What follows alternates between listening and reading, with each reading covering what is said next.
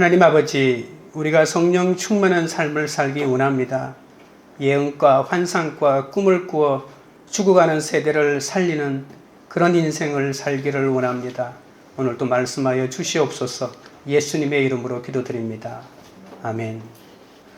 성령 충만은 내가 방언을 하느냐 못하느냐의 문제가 아닙니다. 성령 충만은 미운 사람이 없어지는 것입니다. 아직도 싫고 좋은 것이 분명하고 용납 안 되는 사람이 있다면 성령 충만 받은 것이 아닙니다. 교회에는 다양한 사람들이 있잖아요. 환난당하고 빚지고 원통한 자들이 모였는데 어찌 상처받고 이상한 사람이 없겠습니까? 그래서 교회는 열등감을 훈련하는 곳이기도 합니다. 이스라엘 백성들이 애굽의 종노릇을 한 것처럼 우리도 마귀의 종노릇을 오래 하지 않았습니까? 그래서 조금만 관계가 어긋나도 나를 무시한다가 주제가가 되고 맙니다. 이런 모든 것을 솔직하게 드러내놓고 진단하고 처방하여 치료하는 것이 건강한 교회입니다. 건강한 교회는 어쩔 수 없이 아픈 사람이 많을 수밖에 없습니다. 성령 충만은 내 생각을 뛰어넘어 말씀을 쫓는 것이거든요. 그래서 말씀을 떠나서 신비한 능력을 행하거나 또는 밤새 기도한다고 해서 그것으로 사람을 품지 못하면 성령 충만이 아닌 것이죠. 오늘은 정말 성령 충만이 무엇인지 살펴보도록 하겠습니다. 첫째, 성령 충만에도 조롱받습니다. 13절입니다. 또 어떤 이들은 조롱하여 이르되 그들이 세술에 취하였다 하더라. 성령 강림은 온 인류가 예수 안에서 회복되었음을 보여주는 사건이잖아요. 그래서 성령 충만은 인간의 힘으로 이해할 수 없는 일을 뛰어넘는 것입니다. 그러니까 나의 한계를 뛰어넘는 것이죠. 그런데 우리는 뛰어넘기는커녕 올라갔다가 떨어지고 또 올라갔다가 떨어지고 이것을 계속 반복하고 있습니다. 자기 열심을 가지고 한계를 극복하려고 끝없이 노력합니다. 그러나 열심만 가지고는 이 자기 한계를 극복할 수가 없습니다. 그만큼 실패했으면 다른 사람에게 도움을 요청해야 되잖아요. 그런데 이 자기 열심이 식을 줄 모르고 하늘을 찌르고 있습니다. 성령 충만의 증거로 아무리 방언을 하고 병 고치는 은사가 있어도 세상에 보여줄 수 있는 것은 내가 가지고 있는 인간관계의 막힌 담을 뚫어내는 것이거든요. 성령 충만 받았는데 누구 때문에 못 산다고 하면 세상 사람들이 뭐라고 하겠습니까? 우린 막걸리 한잔하고 다 풀어버리는데 너희들은 예수 믿는다고 하면서도 싫은 사람 하나 때문에 견딜 수 없어 하는 것이죠. 많은 고난을 겪어도 낙심하는 모습을 보이지 않는 것이죠. 고난당해서 낙심한다면 세상 사람들이나 다를 게 뭐가 있겠습니까? 세상 사람들과 다르게 사는 모습을 뭔가 보여줘야 되잖아요. 재물이든 권력이든 있으면 아니라고, 없으면 염려하고, 있으면 아니라고, 없으면 염려하고 계속 반복되는 모습은 세상 사람들하고 살아갈 때 다를 것이 하나도 없다는 것이죠. 그래서 예수님이 산상수훈 말씀하실 때 6장에 계속해서 염려하지 말라고 계속 말하고 있잖아요. 왜냐하면 우리는 내가 가진 것이 없더라도, 은행에 잔고가 없더라도 예수님이 우리의 삶의 자원이기 때문에 그 예수님 때문에 염려하지 않고 예수님이 공중에 나는 새도 먹이시는데 우리를 먹이지 않겠냐고 하는 이 믿음을 선택해 놓고 이 믿음을 걸고 열심히 내가 삶을 살아가는 거죠. 그러면 염려를 극복해낼 수가 있다는 것이죠. 예수를 믿는 것은 그냥 복받기가 아닙니다. 그래서 예수님은 기복이 아니라 팔복이라고 말하고 있지 않습니까? 말씀의 가치관대로 사는 것이 우리의 목표요. 우리의 영원한 표대입니다. 이렇게 성령이 임하여 말씀대로 사는데도 사람들이 조롱하는 거죠. 남편이 바람을 피웠는데도 이혼하지 않고 내 잘못이 있다면서 오히려 나 때문에 당신이 수고한다고 용서를 구하면 세상 사람들은 뭐라고 할까요? 비웃습니다. 비웃고 조롱합니다. 세상은 성령의 역사에 관심이 없기 때문에 그렇습니다. 성령의 역사는 인내와 거룩한 행실을 살아야 하는 이유를 우리에게 보여주고 있잖아요. 불신자들에게는 왜 용서를 받아야 할 사람이 거꾸로 용서를 구하는지 말씀으로 설명해 주어야 합니다. 베드로는 오순절에 대한 유대인들의 조롱을 구약 성경을 가지고 와서 설명하고 있잖아요. 복음의 의무를 품는 자에게 언제라도 대답할 말을 준비해야 합니다. 너희들은 왜 우리처럼 안 살아? 우리는 무조건 이혼인데 너희들은 왜 이혼 안 해? 왜 이혼 안 해? 뭐가 도대체 뭐 때문이냐고. 바본가? 뭐가 이유가 있을 거라고. 그때 성경을 가지고 내가 왜 이혼하지 않는지 이유를 설명하는 것입니다. 14절 보십시오. 베드로가 열한 사도와 함께 서서 소리를 높여 이르되 유대인들과 예루살렘에 사는 모든 사람들아 이 일을 너희로 알게 할 것이니 내 말에 귀를 기울이라.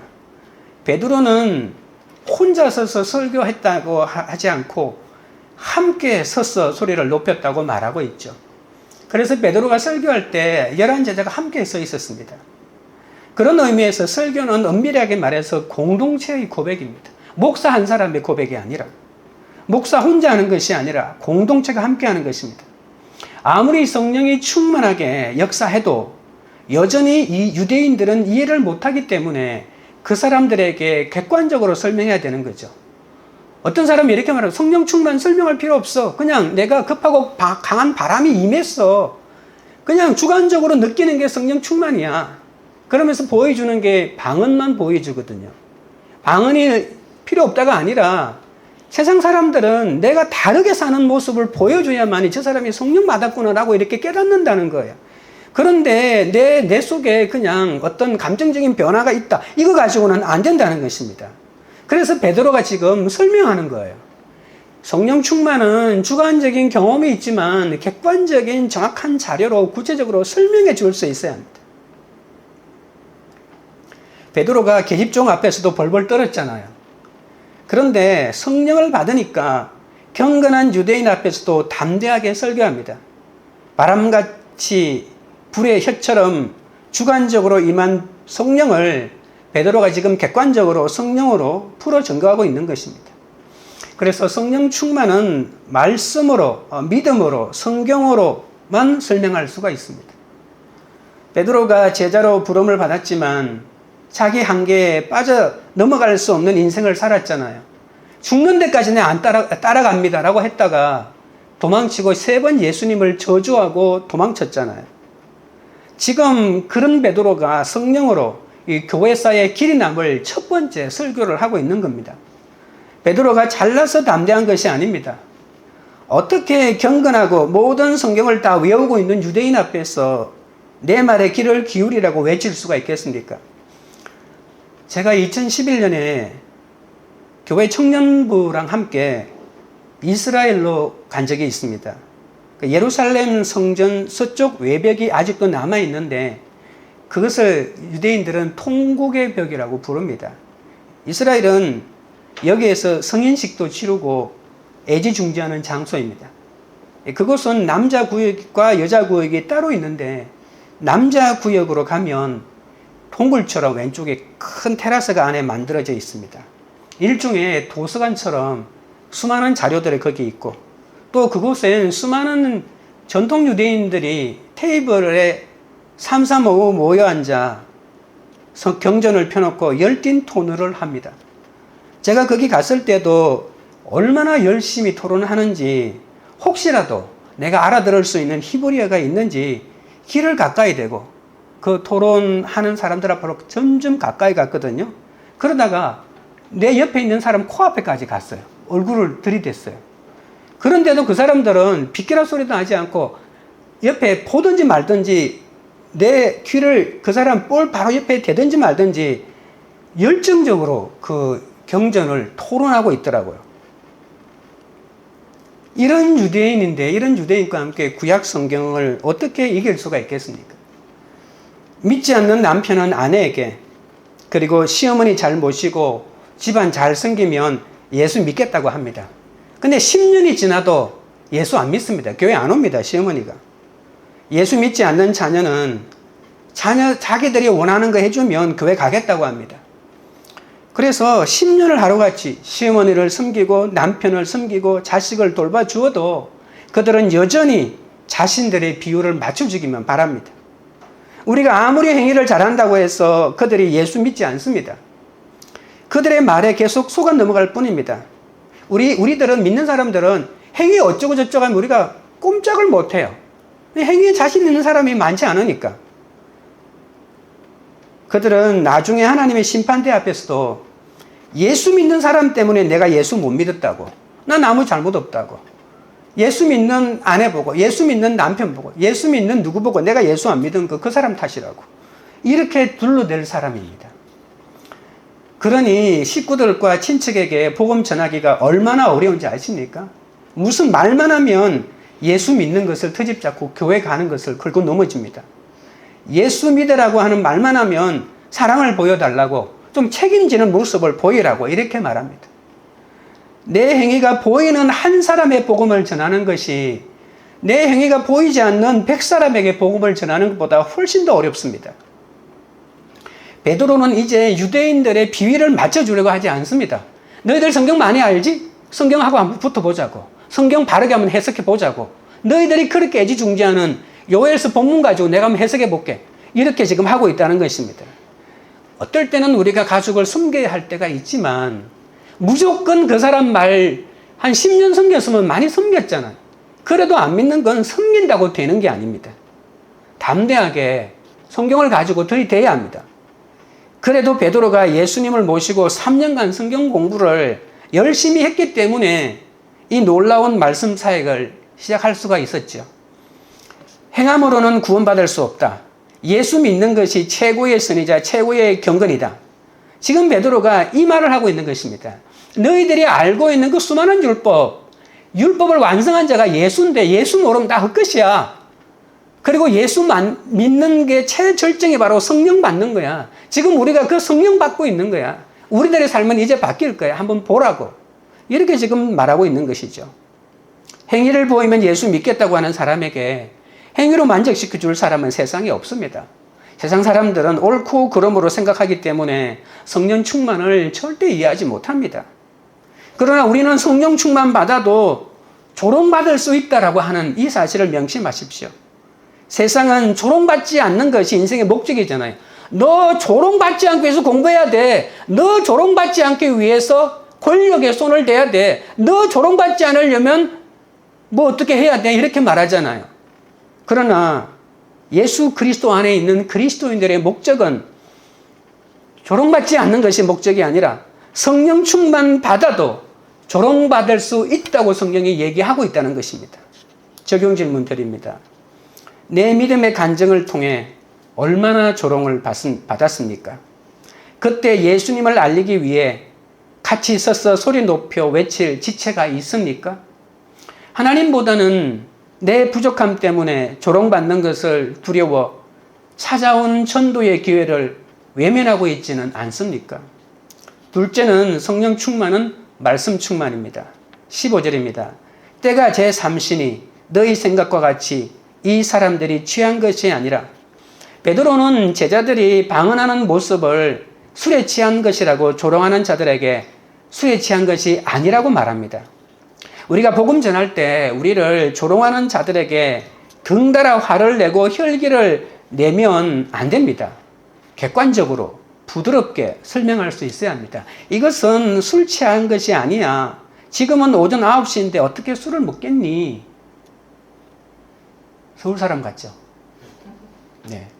이렇게 말해야 된다는 것입니다. 이렇게 온유하게 설명하는 것이 신앙 인격이라는 겁니다. 아무리 술을 좋아하는 사람이라도 아침부터 어떻게 술을 먹겠습니까?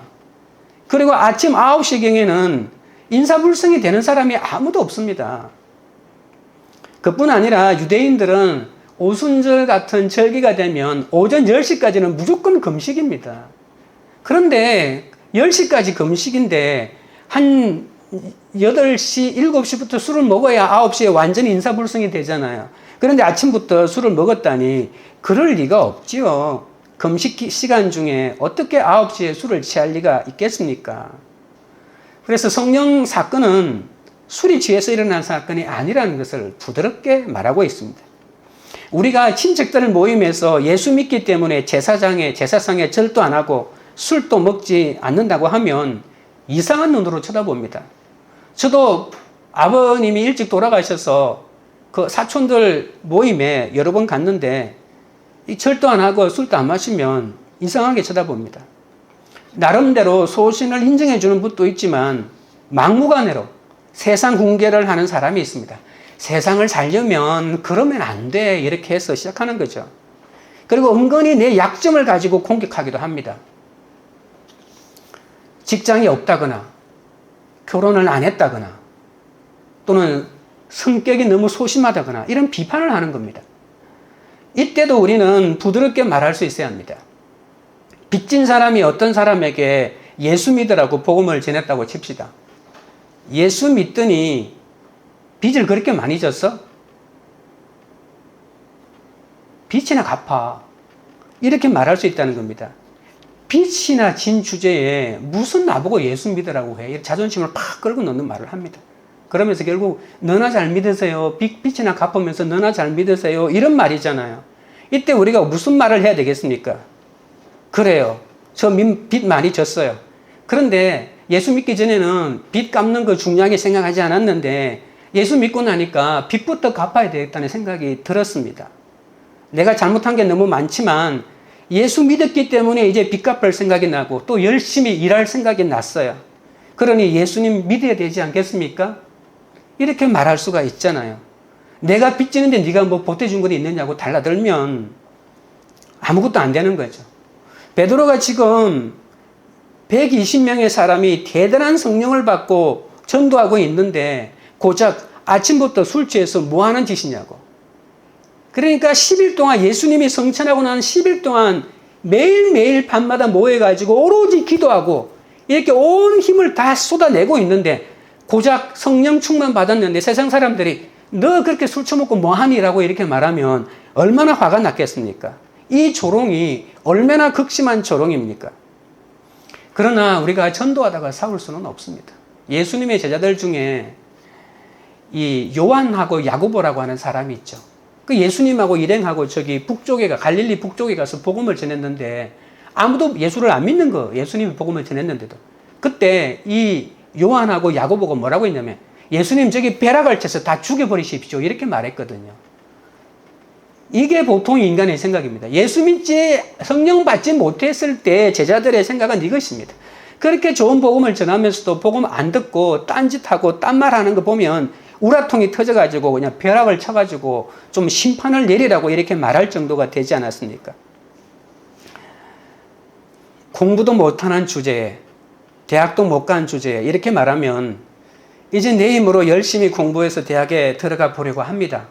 라고 말해야 합니다. 공부하고 예수 믿는 거하고 무슨 상관이 있냐고 대들면 싸움만 일어나죠. 저도 고등학교 2학년 때 예수를 믿었지만 폐결핵으로 고등학교를 자퇴하고 22살에 부모님 두 분이 다 돌아가시고 장남으로 아버님이 하시던 정밀소를 이어받았습니다. 제가 그때 한 8년 정도 했는데요. 그때 매일마다 동네 어르신들이 제 주 고객이잖아요. 정밀을 하러 오니까. 그 어르신들을 매일 만났습니다. 그러면 예수 믿으라는 소리가 쉽게 잘 안 나왔습니다. 왜냐하면 예수 믿어가지고 학교도 그냥 자퇴해, 대학도 못 가, 부모님 다 돌아가셔요. 그냥 젊은 23살짜리 청년이 정미소를 하고 있으니 그 사람이 불쌍한 거죠. 그래서 제가 예수 믿으면 네 앞가름이라 잘해. 이런 소리를 막 하는 것 같아요. 그래서 예수 믿으라고 간혹 얘기하면 내 걱정을 더 많이 해주는 거예요. 하루는 어느 추운 겨울날 아침에 돌아가신 아버지 친구분이 동네에 계셨는데 그분이 우리 집에 와서 뭐 이렇게 의논하다가 정미소에 관해서 의논하다가 걱정을 해주시기를 제가 이렇게 말했습니다. 제가 조금 있다가 정미소 그만두고 대학 갈 겁니다. 라고 말하니까 그분이 저를 얼굴을 빤히 쳐다보면 제 두 손을 딱 잡는 거예요. 두 손을 콕 잡으면서 하는 말이 요한아 그냥 정미소나 해라. 그럼 밥은 안 굶는다. 이러더라고요. 네. 정미소를 하면 돈으로 받는 게 아니고 쌀로 받거든요. 밥은 안 굶죠. 네. 그래서 나에게 비전이 있었지만 네, 밥은 안 굶겠네요 하면서 웃고 말았습니다. 세상은 다 내 과거를 문제 삼습니다. 하지만 그럴 때도 부드럽게 말해야 합니다. 사람이 어떻게 밥만 먹고 살아요 하고 쏘아붙이고 내 삶에 어떤 도움도 주지 못한 주제에 갑질한다고 화를 내면 인간관계도 안 되고 적용도 아무것도 안 되는 거죠. 평범한 말로 온유하게 대답하는 것이 오히려 세상을 끌고 가는 참된 능력이 된다는 것입니다. 16절입니다. 이는 곧 선지자 요엘을 통하여 말씀하신 것이니 일러스되 예수 믿으라 교회 가자는 나에게 너 빚 많다며? 라며 내 아픈 곳을 찌르면서 조롱하는 자가 있습니다. 왜 없겠습니까? 내가 예수 안 믿을 때는 빚부터 갚을 생각을 전혀 못했는데 이렇게 예수 믿고 나니 최선을 다해서 갚겠다는 생각이 들었습니다. 예수 믿을 만하지 않나요? 그때 오히려 더 복음을 전할 때라고 하는 거죠. 내 약점을 건드리면 그 약점을 통해서 내가 예수 믿고 내가 어떻게 변했는지를 그 사람 앞에 얘기하는 거죠. 하지만 이렇게 얘기해서 끝나면 안 됩니다. 반드시 성경으로 내가 왜 빚 갚을 생각부터 했는지를 설명해 주어야 합니다. 성경에 도대체 어떤 내용이 있길래 그냥 내 마음대로 살고 남의 돈 빌어 쓰고도 갚을 생각 안 하는 게 당연하게 살던 내가 어떻게 변했는지 인생의 목적이 무엇인지 성경을 가지고 설명할 수 있어야 된다는 겁니다. 그래서 베드로는 요엘 선지자의 말을 가지고 온 것이죠. 요엘 선지자는 이 성령을 선물로 주시는 사건을 말세에 일어날 일이라고 말하지 않았습니까? 그래서 지금 일어나고 있는 이 일이 바로 이 예언의 성취라고 베드로가 말하고 있다는 것이죠. 오순절 사건으로 이 종말론적 사건이 성취되고 이 새 시대가 이제 열리는 것이라고 이렇게 말한 것입니다. 베드로의 성령 충만은 곧 말씀 충만입니다. 그래서 우리가 성령 충만하게 되면 그냥 방언만 하는 것이 아니라 말씀에 관심을 가지게 된다는 것입니다. 그리고 말씀을 가지고 내 삶을 설명할 수 있도록 그 말씀을 연구하게 되는 거죠. 이처럼 어떤 사건에서도 성경으로 말하는 것이 가장 좋은 설명입니다. 우리의 모든 사건은 말씀의 성취이기 때문입니다. 성령 충만의 결과는 말씀 충만입니다. 말씀이 없으면 사건이 해결이 안 됩니다. 오순절 성령 감림 사건은 우연히 일어난 것이 아니라 성경이 오래전부터 예언한 것이라는 겁니다. 내 삶에 우연히 일어난 일도 성경을 보면 내 사건이 성경 속에 있는 거예요. 이 모든 것이 내 사건이 성경 속에 있다고 하는 말은 뭘까요? 하나님이 하신 일이라는 거죠. 좋은 일이든 나쁜 일이든 누구 때문에 그 일이 일어난 것이 아니라 하나님이 나를 사랑하셨기 때문에 그 일을 허락하셨다는 겁니다. 베드로는 이제 모든 사건을 말씀으로 해석할 수 있는 눈이 열리고 말았습니다. 베드로의 관심사는 오직 말씀이었기 때문에 어떤 사람들의 비웃음에도 이 지체 없이 말씀으로 대응하고 있습니다. 옛날의 제자들은 예수님이 바리새인들의 누룩을 조심하라고 하자 우리 떡 안 가지고 왔다. 오병이요? 뭐 이런 거 하고 난다고 우리 떡 안 가져왔네? 예수님의 말에 떡 들어가면 무조건 떡 안 가져왔다고 이 먹는 떡만 생각을 했던 거죠. 사람은 자기 생각대로 반응하게 되어 있습니다. 사람은 자신의 관심사로 반응할 수밖에 없죠. 이 성령의 조명 아래 우리의 주된 관심사가 말씀이 될 때 우리는 말씀의 사람이 될 수가 있는 것이고 다른 사람이 엉뚱하게 얘기해도 말씀으로 반응할 수 있게 되는 것입니다. 2016년 10월 12일 날 우리들 교회 수요 큐티 예배에 이효숙 평원지기가 간증하는 그 간증 설교가 올라와 있습니다. 우리들 교회 평원지기는 일반 우리 교회로 치면 교구장입니다. 평신도 교구장입니다. 7년 연애하고 결혼했지만 남편은 지금 바람 피우고 25년 동안 멀리하고 아직도 폭력적인 남편에게 매맞고 살아요 라고 하는 것이 그분 간증의 핵심입니다. 세상 사람들이 보기에는 최고의 남편에 아니 대기업의 중역이니까 좋은 남편 아닙니까? 그리고 이 평원지기는 S대를 나온 최고의 학벌에 미모를 갖춘 사람이지만 남편에게 욕먹고 그리고 매 맞고 산다는 고백이 쉬운 고백이겠습니까? 한 번은 남편이 출장을 갔다 왔는데 여행 가방 속에 여자 속옷이 들어가 있는 거예요. 이게 한두 번이 아닌 거예요. 그래서 이분이 생각하기를 이건 틀림없이 그 여자가 일부러 집어넣었다. 내가 당신 남편하고 이렇게 사귀고 있다는 걸 알려주려고. 한두 번이 아니니까. 그럼 남편에게 묻잖아요. 물으면 남편은 무조건 모른다고. 모른다고 했는데 득해 물었다가는 남편의 폭력성이 폭발해가지고 폭력을 쓰니까 묻지도 못하는 거예요. 요즘 같은 세상에 이런 말을 하면 세상 사람들이 다 아니 왜 사냐고, 왜 맞으면서 사냐고, 얼마나 조롱하겠습니까? 아니 많이 배우면 뭐해? 남편이 돈 때문에 그렇게 맞고 사냐고 이렇게 말하지 않겠습니까?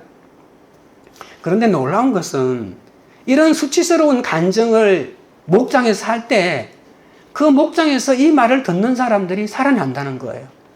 이 말은 무슨 말입니까? 의외로 맞고 사는 사람이 많다는 거예요.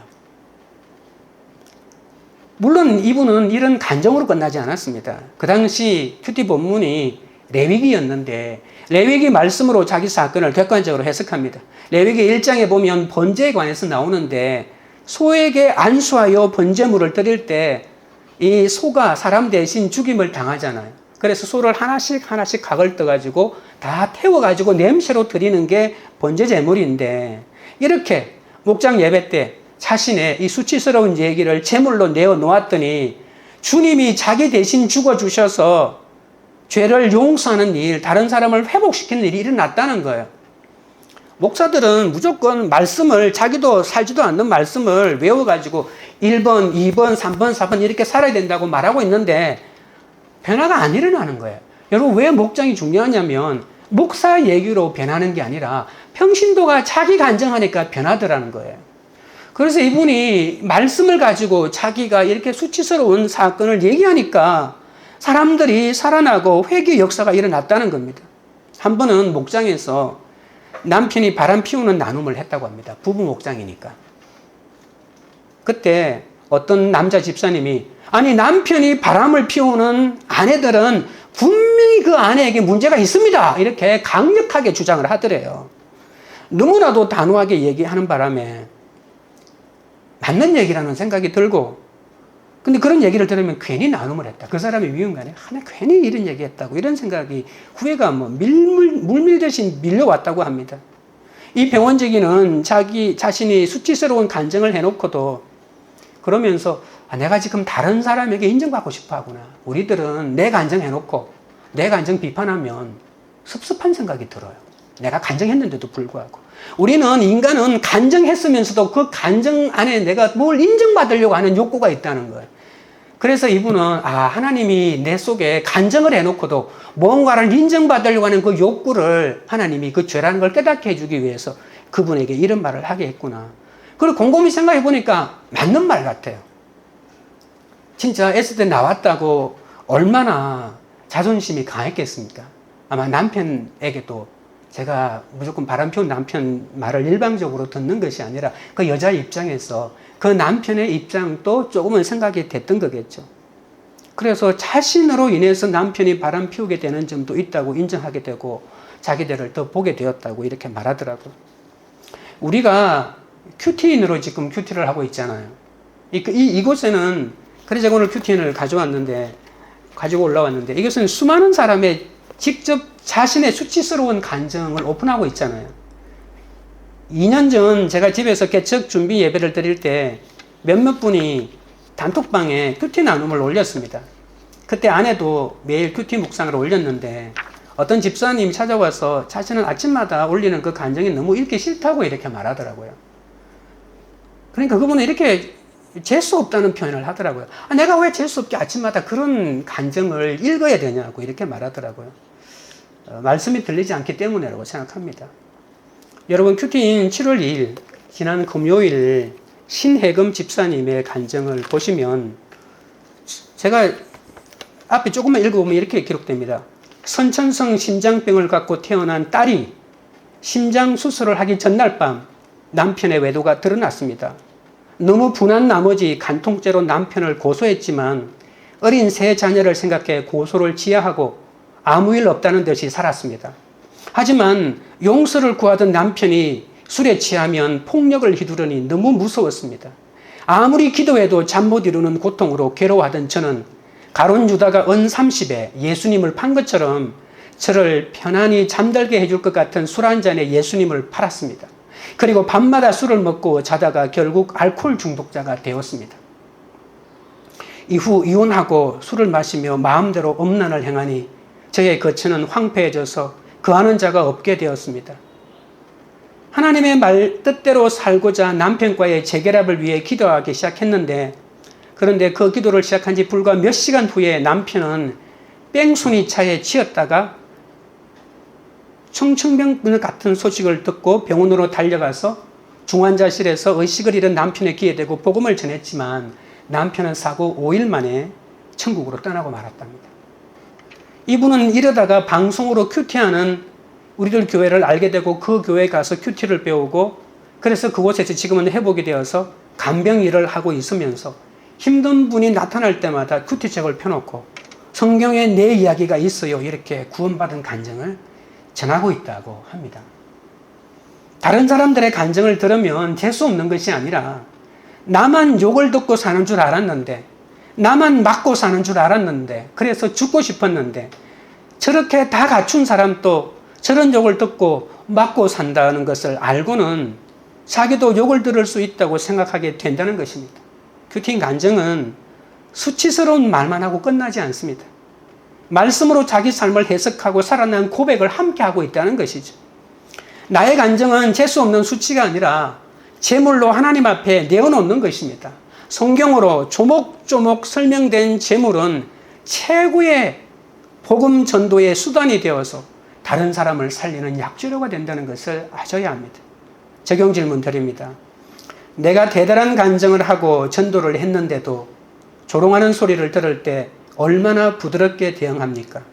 성령의 충만함으로 편안하고 쉽게 반복해서 설명하고 있습니까? 모든 사건을 성경으로 설명하기 위해 늘 말씀으로 준비되어 있습니까? 나의 말씀 묵상이 다른 사람을 돕고 전도하는 데 쓰이고 있습니까? 셋째는 성령 충만은 내 인생의 말세에 임합니다. 17절 18절입니다. 하나님이 말씀하시기를 말세에 내가 내 영을 모든 육체에 부어주리니 너희의 자녀들은 예언할 것이요 너희의 젊은이들은 환상을 보고 너희의 늙은이들은 꿈을 꾸리라. 그때 내가 내 영을 내 남종과 여종들에게 부어주리니 그들이 예언할 것이요. 주님이 오신 날부터 다시 오실 때까지가 전체가 다 말세입니다. 성령이 임해서 나타나는 예언과 환상과 꿈은 우리의 삶과 연결되어야 합니다. 삶과 연결되지 않는 이러한 예언과 그리고 꿈과 비전은 허황된 것이죠. 구약시대에는 특별한 사람들에게만 성령이 나타났지만 지금은 성령을 사모하면 모두에게 선물로 주십니다. 그러면 왜 성령을 받아야 할까요? 이유는 딱 하나. 성령을 받고 내 마음에 모시면 거룩한 삶을 살 수 있기 때문입니다. 쉽게 말하면 주님을 닮을 수 있기 때문입니다. 말세라고 하는 말은 주님이 재림이 가까웠다는 경고 아닙니까? 그런데 우리는 이 세상의 말세가 아니고 내가 죽을 때가 다가올 때도 말세입니다. 나의 한계를 인식할 때 말세가 옵니다. 우리는 오늘이 마지막이라는 생각으로 주님의 재림을 준비해야 합니다. 내 인생의 한계를 인정하지 않으면 죽을 때까지 말세가 뭔지 모릅니다. 내가 죽을 수 있다. 내가 언젠가는 죽는다는 것을 생각해야만이 내 말세에 내가 어떻게 할 것인지를, 그리고 죽음 이후의 세상에 대해서 말하고 있는 이런 말씀에 귀를 기울이지 않겠습니까? 여러분, 우리는 무조건 죽으면 좋은 데 갔다고 얘기하지만 성경은 무조건 죽으면 다 좋은 데 갔다고 말하지 않습니다. 죽음 이후의 세상에 대해서 이렇게 명확하게 얘기하는 것은 없습니다. 내 인생의 말세를 인정하고 대비하는 것이 축복입니다. 내년 봄에 있을 대통령 선거를 대비하기 위해서 지금 각 당의 후보들이 나와서 이 시대의 문제를 진단하고 나름대로의 해법을 제시하고 있지 않습니까? 그래서 자신이 지금 이 시대에 준비된 대통령 후보라고 이렇게 말하고 있습니다. 요엘서는 인생의 문제를 세 가지로 제시합니다. 오늘 그 문제를 베드로가 기가 막히게 뽑아왔던 거죠. 첫 번째는 자녀 문제, 두 번째는 청년 문제, 세 번째는 노인 문제. 이 세 가지입니다. 그런데 가만 생각해 보니까 오늘날의 문제도 자녀 문제, 청년 문제, 노인 문제예요. 이 세 가지. 이 세 가지잖아요. 지금 우리의 자녀들은 앞날을 모르고 젊은이들은 쾌락에 빠져 있고 늙은이들은 꿈이 없이 살아갑니다. 이 문제를 누가 해석할 수 있을까요? 베드로는 이 문제에 정확한 해답을 제시하고 있는 거예요.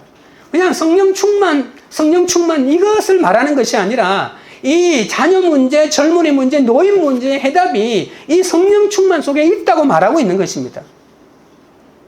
하나님의 영이 육체에 부어지는 것, 이것이 해답입니다. 자녀들은 어리석고 그리고 지식도 없고 앞날도 모르잖아요. 그런 자녀들에게 무엇이 필요할까요? 그러니까 자녀들을 어떻게 해야 제대로 키울 수 있을까요? 어떻게 하면 자녀들을 제대로 키울 수 있을까요? 성령답게 해야 된다는 것입니다. 이 성경에 대한 진단은 성경을 보면 그 성경 안에는 무엇이 들어있습니까? 성경적인 가치관이 들어있다는 거예요. 그래서 성경적인 가치관을 아이들에게 교육하는 것이 이 아이가 가장 올바르게 사는 길을 가르쳐주는 거라는 겁니다. 그래서 하나님의 뜻 가운데서 앞날의 진도를 결정하면 그의 모든 인생이 하나님의 인도를 받는다는 겁니다. 부모들이 말씀의 가치관이 없으니까 자기 인생의 말세와 한계를 보지 못하니까 천년만년 살 것처럼 공부 잘해서 출세하기 위해서 예수 믿고 큐티하라고 잘못 가르치고 있다는 겁니다. 교회 가라고 가르치죠. 큐티하라고 가르칩니다. 근데 목적이 뭐냐고. 그냥 이 땅에서 잘 먹고 잘 살고 출세하기 위해서 그렇다는 겁니다. 물론 출세하는 게 뭐 잘못됐다는 게 아닙니다. 그러나 하나님 없는 출세, 하나님 없는 성공, 하나님 없는 부부 생활은 나중에 반드시 파멸을 가져올 수밖에 없다는 거죠. 자기 인생의 말세와 한계를 인정하는 것, 이것이 성경이 가르쳐주고 있습니다. 인간은 죽는다. 죽고 난 다음에는 심판이 있다. 그 심판은 하나님이 주관하신다.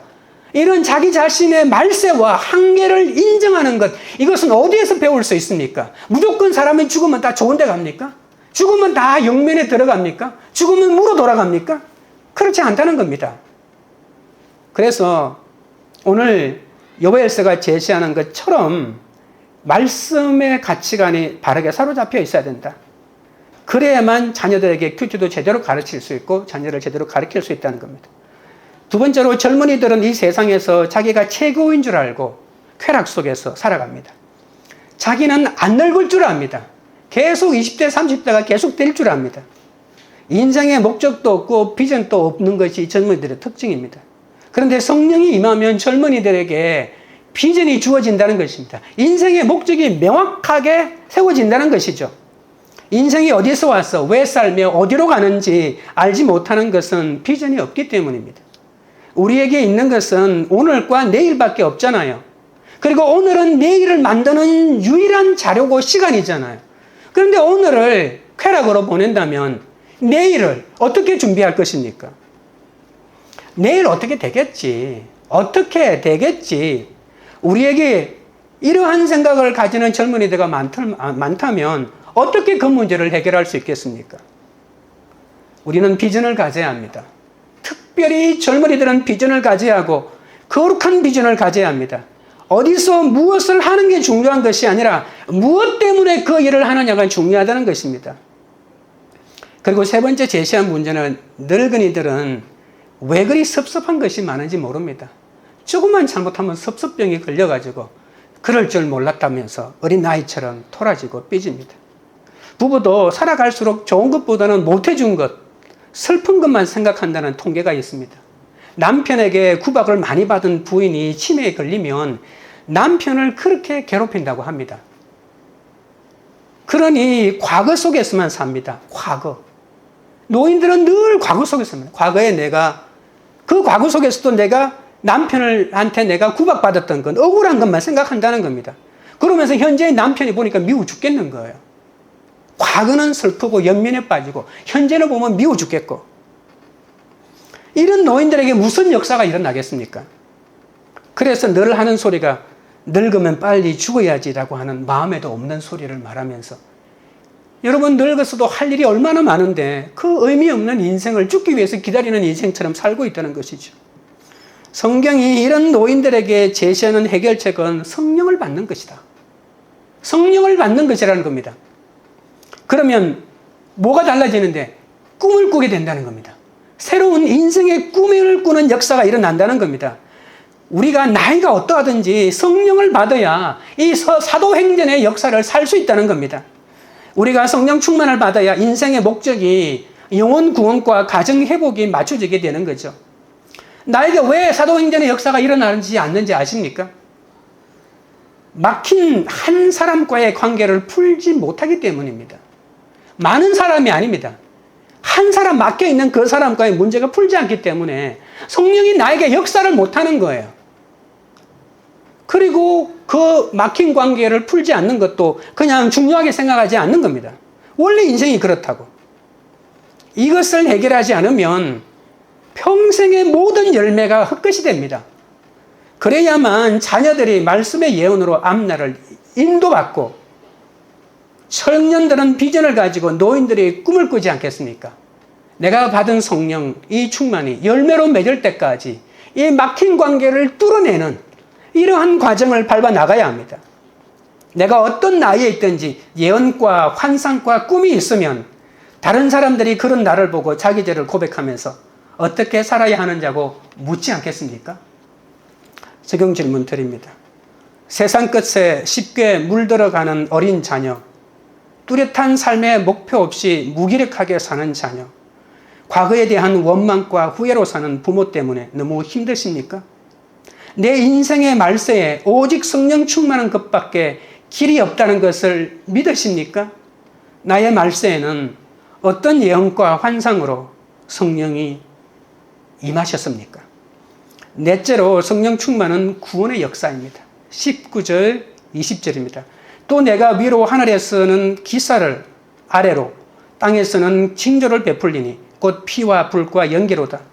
주의 크고 영화로운 날이 이르기 전에 해가 변하여 어두워지고 달이 변하여 피가 되리라. 성령이 임하면 예언과 환상과 꿈으로 거룩한 삶을 살아갈 수 있는 능력이 생긴다고 했잖아요. 하지만 성령이 임할 때는 급하고 바람 같은 사건 속에 임한다는 겁니다.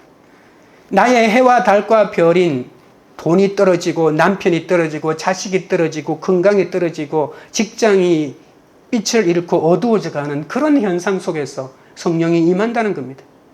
여러분 마치 욥을 보는 것 같습니다. 스바 사람이 와서 종을 죽이고 낙타를 약탈했고, 그리고 하늘에서 불이 떨어져 양과 종들을 살라버렸고, 그리고 갈대아 사람이 들이닥쳐서 낙타를 빼앗아버리고 종들을 죽이고, 그리고 자녀들의 집이 갑자기 무너져서 자녀들이 다 죽어버리고, 그리고 마지막으로 자신에게는 악성 피부병이 걸려서 죽을 지경이라, 죽었으면 좋겠다고 말할 만큼 피부병으로 고난당하고 있습니다. 그러나 이런 감당할 수 없는 환난 속에서도 주의 크고 영화로운 날이 이르게 된다는 것을 아셔야 합니다. 우리가 다 자녀 문제, 젊은이 문제, 노인 문제로 환난을 겪는 것 같지만 이 하나님의 영을 받은 성령 충만한 사람들은 오히려 하늘의 기사를 보고 주의 크고 영화로운 날을 경험한다는 것입니다. 하지만 땅에 속한 사람은 오늘 본문에 있는 것처럼 피와 불과 연기 속에서 심판받습니다. 두 가지로 나눠지죠. 하늘에서 일어나는 기사를 볼 것인가, 아니면은 땅에 일어나는 이 피와 불과 연기의 환난 속에서 내가 심판을 받을 것인가. 이것은 우리의 선택에 달려 있습니다. 21절입니다. 누구든지 주의 이름을 부르는 자는 구원을 받으리라 하였느니라. 구원은 어떤 경우에도 이루어집니다. 피와 불과 연기의 환난 속에서도 주의 이름을 부르기만 하면 구원이 일어난다는 겁니다. 우리가 죄를 비판하고 지옥의 심판도 전해야 하지만 누구든지 주의 이름을 부르는 자는 구원을 받으리라 라고 하는 이 기쁜 소식을 함께 전해야 합니다. 달이 변하여 피가 되는 것도 주의 이름을 부르라고 허락한 사건이라는 것을 아셔야 합니다. 죽을 것 같은 사람에게 가서 나 정말 죽을 것 같아요. 남편이, 자식이, 직장이, 건강이, 이런 사람에게 주의 이름을 부르십시오. 이렇게 피와 불과 연기 같은 사건에 휩싸인 사람에게도 주의 이름을 부르면 구원이 일어난다고 전해주어야 합니다. 주의 이름을 부르기만 하면 우리를 영화롭게 해주시는데 왜 우리는 주의 이름을 부르지 않을까요? 누구든지 회개하고 주님의 이름을 영접하면 구원이 임합니다. 사람들이 믿기 위해서는 이 복음을 전파하는 사람들이 있어야 되는데 반드시 있어야 한다는 겁니다. 가끔 아내 얘기를 들어보면, 복음을 전하다 보면 예수의 복음에 대해서, 풀복음에 대해서 한 번도 못 들어본 사람이 의외로 많다는 것입니다. 정말 그럴까? 우리는 예수 십자가 죽고 부활한 거 다 아는 것 같지만 모르는 사람이 그렇게 많다는 겁니다. 베드로처럼 조롱을 당해도 전파하고 설교했기 때문에 지금까지 복음이 세계로 전파되지 않았습니까? 주의 이름을 모르는 자들이 환난을 만나서 피를 흘릴 때, 자녀 문제, 청년 문제, 노인 문제를 만나 피를 철철 흘리고 죽어갈 때 주의 이름을 부르라고 우리가 복음을 전해야 합니다. 우리에게 피가 변하고 불과 연기의 사건이 없으면 날마다 오는 작은 사건도 심판의 사건으로 보고 하나님을 원망할 수밖에 없습니다. 피와 불과 연기 때문에 두렵고 떨기만 하죠. 나는 힘들다가 노래가 되어서 오히려 남을 욕하고 원망하기 때문에 이 하늘의 기사를 경험하지 못하는 겁니다. 예수를 믿어도 여전히 싫은 사람 싫고 좋은 사람 좋다면 성령 충만이 아니라고 했습니다. 성령 충만은 어떤 상황에서도 내 생각이 막힌 것을 뚫고 대인관계에 변화를 가져오는 겁니다. 다른 사람의 죄를 지적해서 그 사람이 변한다면 얼마나 좋겠습니까? 그러나 그것은 상처만 줄 뿐입니다. 오히려 내 상처를, 내 수치스러운 감정을 통해서 진단과 처방과 해석을 하게 하면 그 사람이 변화되는 거죠. 그래서 성령 충만하면 이해되지 못할 사람도 이해가 됩니다.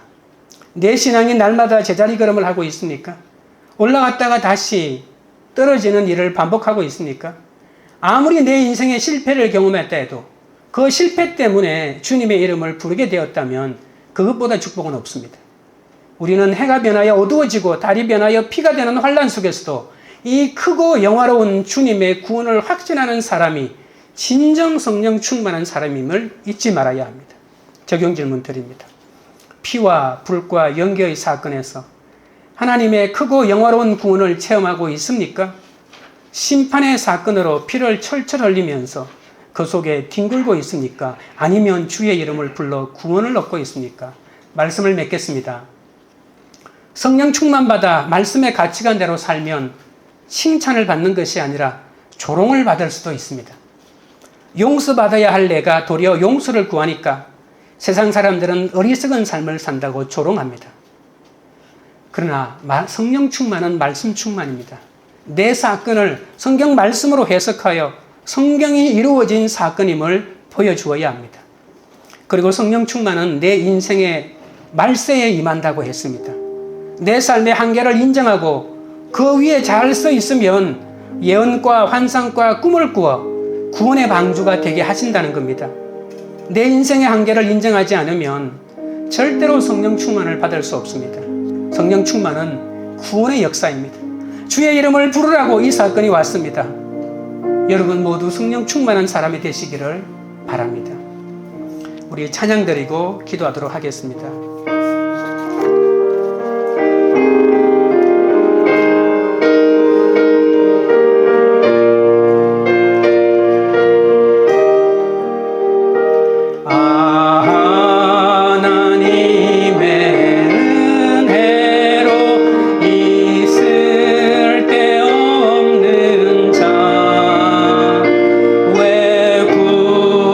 구속하여 주는지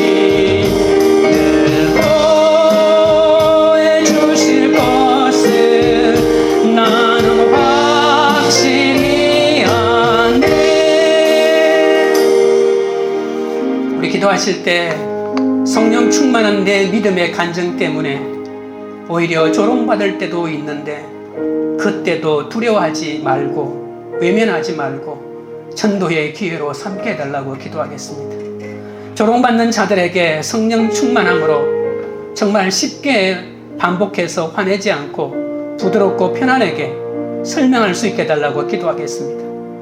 모든 사건을 성경으로 설명하기 위해 늘 말씀으로 준비되어 말씀 묵상이 다른 사람을 돕고 전도하는 데 쓰이게 해달라고 기도하겠습니다. 세상에 쉽게 물들어가는 어린 자녀, 뚜렷한 삶의 목표 없이 무기력하게 사는 젊은 자녀, 과거에 대한 원망과 후회로 사는 부모에게 오직 성령 충만한 것밖에 길이 없다고 전하게 해달라고 기도하겠습니다.